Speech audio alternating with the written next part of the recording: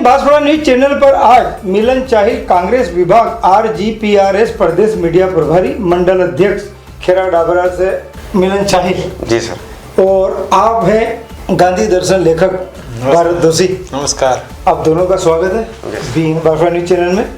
तो आज फिर राजनीति की चर्चा कर लेते हैं बीएन बांसवाड़ा न्यूज चैनल पर। जी सर। यदि महेंद्रजीत सिंह मालविया चुनाव जीत जाते तो कांग्रेस की क्या स्थिति होती?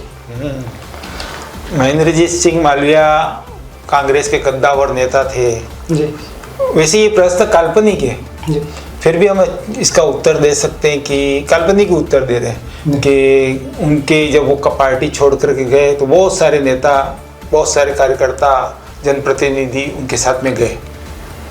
अगर जीत जाते तो जो कुछ बहुत और रह गए थे, इंतजार कर रहे थे जाने का, तो हो सकता है वो भी चले जाते हैं तो कांग्रेस को इसके कारण नुकसान तो होता। लेकिन इसका एक दूसरा पक्ष ये ले सकते हैं कि अगर वो जीत जाते तो बांसवाड़ा का विकास भी अलग तरह से करते। अलग तरह से मतलब? जैसे मैं भारत जी की बातों से बिल्कुल सहमत हूँ। दरअसल क्या होता है कि वर्तमान परिस्थिति में क्या चीज़ ज़्यादा जरूरी है, हमको उस पर गौर करना चाहिए कि आज की स्थिति में इस देश का लोकतंत्र बचाना हमारे लिए इस चुनाव की प्राथमिकता था।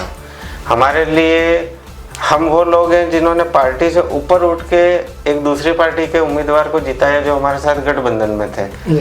तो ऐसे में जब लोकतंत्र रहेगा तो विकास भी हम आगे कर लेंगे, हम आगे लड़ाई भी लड़ लेंगे, वो चीज़ें बाद में भी हो जाएगी। पर मुख्य बिंदु यह था कि जय संविधान, संविधान बचाओ, जो नारा आज जितने भी इंडिया गठबंधन के सांसदों ने शपथ ली लोकसभा में, सबने एक ही नारा लगाया।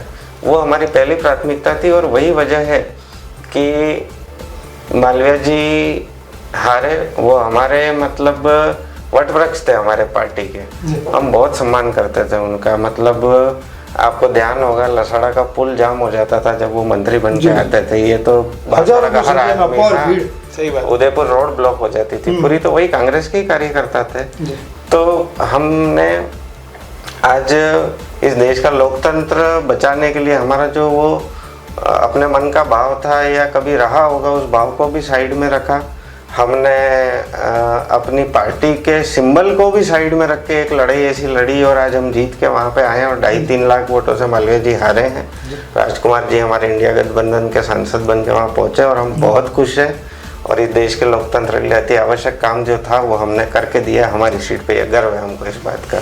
नहीं, हमने जो बात वो अधूरी रह गई कि विकास कुछ अलग तरह का होता।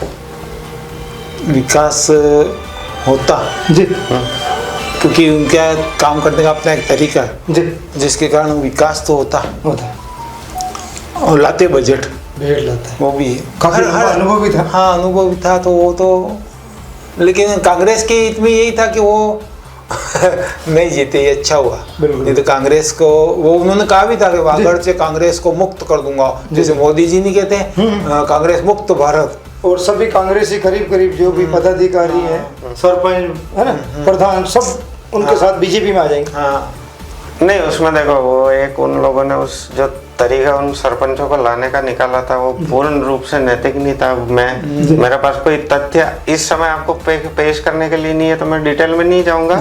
पर जो गए हैं उसमें से भी कुछ ऐसे थे जो शायद किसी कारणवश गए हैं, बिल्कुल सहमति से नहीं गया, हर दबाव में गए ऐसे भी हैं। तो बहुत बहुत आप दोनों का धन्यवाद जो आप दोनों ने अपना कीमती समय बीएन बांसवाड़ा न्यूज चैनल पे दिया और हमारे दर्शकों को आपने अपने विचारों से अवगत कराया। क्योंकि अभी 4-6 महीने 8 महीने तो राजनीतिक माहौल गर्मा गर्म रहेगा। बिल्कुल बिल्कुल सही बात। तो बहुत बहुत धन्यवाद आप दोनों का। नमस्कार। जय हिंद, जय भारत, जय संविधान। बीएन बांसवाड़ा न्यूज चैनल को सब्सक्राइब कर लाइक और शेयर भी करते रहें। साथ ही हमारे Facebook page, Twitter, Instagram, Telegram, WhatsApp news channel को फॉलो करें।